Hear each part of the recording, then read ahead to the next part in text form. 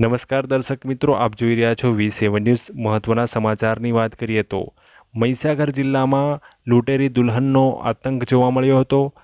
થોડા દિવસ અગાઉ આ દુલ્હન દ્વારા ખોટી લગ્ન વિધિ કરાવી અને રોકડ રકમ સહિત સોના ચાંદીના દાગીના લઈ રફુચક્કર થઈ ગઈ હતી।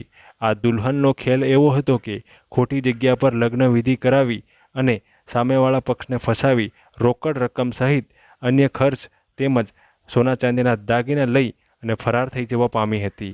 બાકોર પોલીસ દુલ્હન સહિત ટોળકીને રાજસ્થાનના સિમલવાડાથી ઝડપી પાડી આગળની કાયદેસરની કાર્યવાહી હાથ ધરવામાં આવી હતી। આવી લૂંટેરી દુલ્હન સામે કડકમાં કડક કાયદેસરની કાર્યવાહી થાય તેવી લોકમુખે ચર્ચાઓ જામી હતી।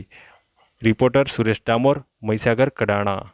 બાકોર પોલીસ સ્ટેશનમાં જાન્યુઆરી મહિનામાં એક લૂંટેરી દુલ્હન મતલબ કે લગ્ન કરવાની બાબતમાં કોઈ દુલ્હન ને કોઈ જ્યોતિ નામની મતલબ કે સ્ત્રી બતાવી અને પછી એ છેતરપિંડી કરી અને મંદિરે દર્શન કરવા જવું પડશે એમ કરી આગળ એ લોકો નીકળી ગયેલા અને ગાડી લઈને ભાગી ગયેલા, જેમાં મુદ્દામાલ સાથે આ લોકો ભાગી ગયા હતા।